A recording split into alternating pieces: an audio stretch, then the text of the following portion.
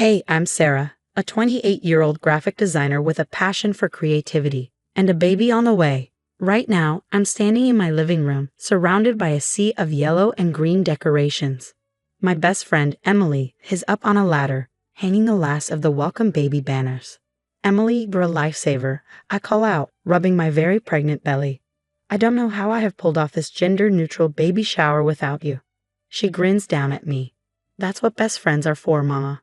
Plus, you know I love driving your mother-in-law crazy with all this yellow and green. I laugh, rolling my eyes. Oh God, don't remind me.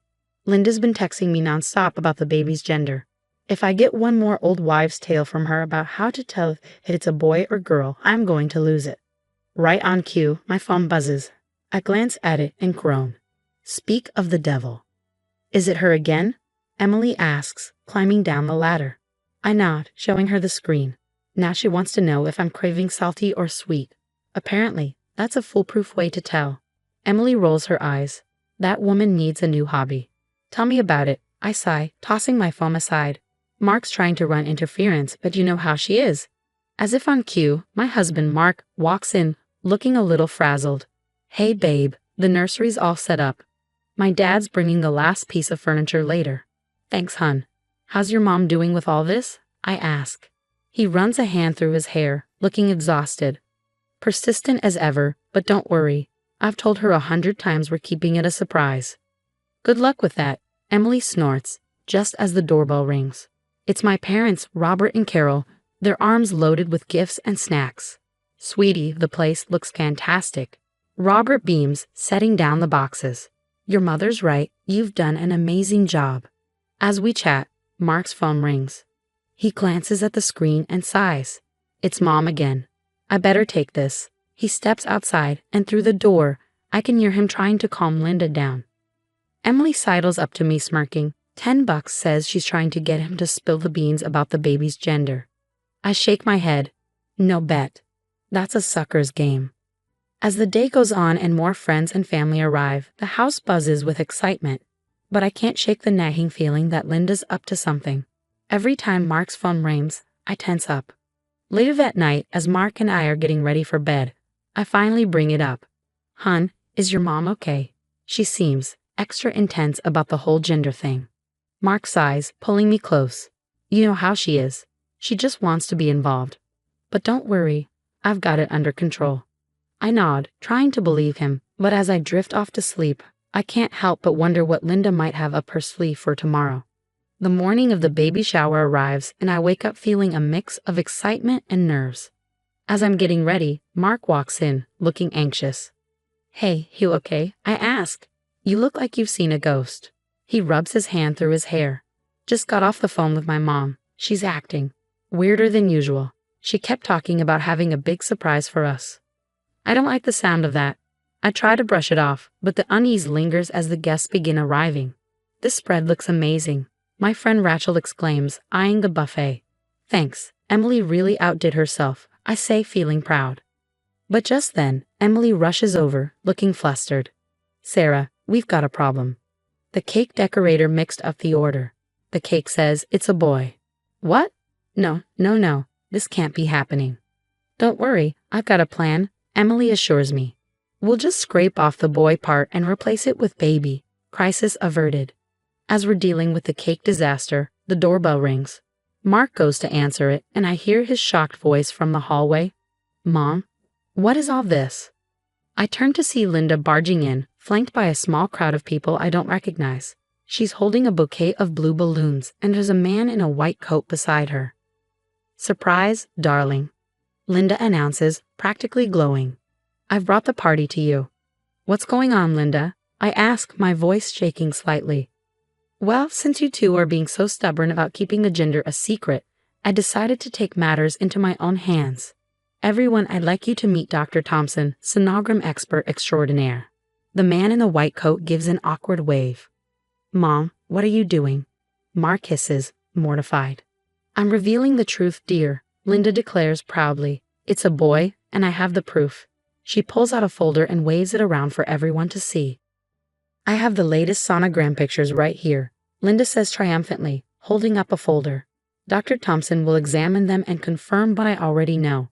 I feel my face burning with a mix of anger and embarrassment. Linda, that's enough. This is our baby, our choice. You have no right. Oh, pish posh, Linda interrupts, waving her hand dismissively. I'm the grandmother. I have every right to know. Before I can respond, Emily steps in, trying to smooth things over. Hey everyone, why don't we move on to some fun baby shower games? I've got a great one where we guess the baby's birthday. But Linda isn't having it. She marches straight to Dr. Thompson and thrusts the folder into his hands. Go on, doctor. Tell them what you see. The poor man looks mortified. I'm not sure I should. Of course you should. Linda insists. I paid you good money for this. The room collectively gasps, and I see Mark's face turn pale. You did what? Linda realizes her slip-up too late. Oh fine. Yes, I paid him, she huffs, then adds, and I've been talking to your obstetrician too, Sarah, trying to get the truth out of her. But she wouldn't budge, even when I offered a very generous donation. My stomach churns. You tried to bribe my doctor. Linda, that's illegal. Chaos erupts. Mark is in a heated argument with his mother, voices overlapping. How could you do this, Mom? This is a complete violation of our privacy. I was just trying to help. You two are being ridiculous with all this secrecy. I can't take it anymore. I storm out of the room and lock myself in the nursery. Sitting there, surrounded by the soft yellows and greens we chose for our baby, I can still hear the argument outside. This was supposed to be a happy day, but now it's a complete nightmare. It's been 3 days since the baby shower disaster, and I'm still reeling. Sitting at the kitchen table, staring at my phone, I feel numb. Mark walks in and sits beside me. How are you holding up, babe? Honestly, I feel like crap, I say, shaking my head. Your mom violated our privacy, tried to bribe my doctor, and ruined what was supposed to be a special day. Mark sighs, running his hands through his hair. I know, I'm so sorry. I've been trying to talk to her, but she's just not listening. Before I can respond, my phone buzzes. It's Emily. I pick it up. Hey, Em, what's up? Sarah, you're not going to believe this. Remember Dr. Thompson from the shower? I did some digging. He's not a doctor at all. He's an actor Linda hired. I nearly dropped my phone. Are you serious? How did you find out? I recognized him from a local theater production. I called the theater and they confirmed it. His real name is Steve Daniels. I relay the information to Mark, and I can see his face turn red with anger. That's it, he says, standing up. I'm calling my mom right now. He puts the phone on speaker, and when Linda answers, she sounds cheery. Hello, dear. Have you finally come to your senses about the gender reveal? Mark's voice is ice cold. Cut the crap, Mom. We know about the fake doctor. How could you do this? There's a pause before Linda responds, her voice defiant. I did what I had to do. You two were being absurd with all this secrecy. I can't hold back anymore. Linda, he had no right. You violated our privacy and possibly broke the law. Oh, please, she scoffs. I'm the grandmother. I have every right to know about my grandchild. Mark's jaw tightens. No, Mom, you don't. And until you can understand that and apologize, we're going to need some space. He hangs up, leaving a heavy silence in the kitchen. I feel emotionally drained. I need to file a complaint with the hospital, I say. If she tried to bribe my doctor, who knows what information she might have gotten? Mark nods. I'll go with you. We need to get to the bottom of this. The next day, we sit in the office of the hospital administrator. The woman across from us looks grave. Mr. and Mrs. Johnson, I want to assure you that we take patient privacy very seriously. We will conduct a full investigation into this matter. As we leave, Mark's phone rings. It's his dad, George. Son, we need to talk. Can you and Sarah come over? When we arrive at Mark's childhood home, George looks tired and upset. I'm so sorry, both of you, he says, leading us to his study. There's something I need to show you. He pulls out a box filled with papers. Your mother? This isn't the first time she's done something like this. I've been keeping track over the years. She's always had trouble respecting boundaries, especially when it comes to family. Mark looks stunned. Dad, why didn't you ever say anything? George sighs heavily. I thought I could manage her behavior, but after what happened at the shower, I realize I've been enabling her. It's time for this to stop. He hands us the box. Inside are letters, emails, and even legal documents detailing Linda's past manipulations. There was an incident with your cousin Jenny's wedding, George explains. Linda tried to change the venue without telling anyone because she didn't like the original choice. And when your brother Tom was applying to colleges, Linda submitted applications in Tom's name to schools he didn't even want to attend. I feel a mix of vindication and sadness wash over me. George, thank you for showing us this. It helps to know we're not alone in dealing with her behavior. Mark puts his arm around me, his voice steady with resolve. We're going to get through this, Sarah, together. And we're going to make sure our baby is protected from this kind of manipulation. After reviewing the evidence George provided, Mark and I sit in our living room, discussing our next move.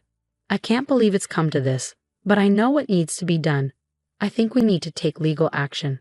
Mark nods, determination etched on his face. You're right, we need to protect our family. I'll call a lawyer first thing tomorrow. The following day, we're sitting in Attorney Johnson's office. After listening to our story, she leans forward, her tone serious. Based on what you've told me, we have grounds for a restraining order, and possibly charges for invasion of privacy and harassment. What about the hospital? I ask. Shouldn't they be held accountable too? We'll start with the restraining order against Linda, Johnson advises. We'll address the hospital situation separately. A week later, we receive a call from the hospital administrator. Mrs. Johnson, we've completed our investigation. I'm deeply sorry to inform you that one of our nurses, under pressure from your mother-in-law, did leak some of your confidential information. I feel my anger rising. What's being done about this? I ask, struggling to stay calm. The nurse has been terminated and we're implementing stricter privacy protocols. We'd also like to issue a formal apology and discuss compensation for this breach. After hanging up, I turn to Mark. Well, at least they're taking it seriously. Small consolation, he mutters. But it's something. Weeks pass, and finally, we find ourselves in court. Linda sits at the defendant's table, her expression defiant. The judge enters, and the proceedings begin. Our lawyer presents the evidence. Linda's hiring of a fake sonogram expert, her attempted bribery, the leaked medical information, and George's documentation of her past manipulative behaviors. Linda's lawyer tries to paint her actions as those of a concerned grandmother who went too far, but the judge isn't swayed. Mrs. Linda Johnson, this court finds you guilty of harassment and invasion of privacy, the judge declares. You are hereby fined $10,000 and ordered to attend mandatory therapy sessions to address your controlling behavior. I squeeze Mark's hand as the judge continues. Furthermore, a restraining order is granted. You are to have no contact with Sarah and Mark Johnson unless they initiate it. As we leave the courthouse, Mark turns to me, his eyes filled with remorse. Sarah, I'm so sorry. I should have stood up to her years ago. From now on, our family comes first. Always. I take his hand, feeling the strength of our bond. We're in this together, Mark. We'll get through it. Months pass, and the big day finally arrives. I'm in the delivery room, Mark by my side, when our beautiful baby boy enters the world. As I hold him for the first time, all the struggles and heartache fade away. He's perfect, Sarah, Mark whispers, awe in his voice. Absolutely perfect. George beams as he cradles his grandson. He's got your eyes, Sarah, he says proudly, and Mark's nose. Emily adds with a laugh, he's a perfect blend of you both. As our friends and family celebrate with us, I look at Mark and our son, feeling a deep sense of peace and strength. We've been through so much, but we've come out stronger, ready to protect our little family from any toxic influences. Now, I have a question for you. If you were in my shoes, would you ever consider forgiving Linda and allowing her back into your child's life? Or do you think some actions are truly unforgivable when it comes to protecting your family?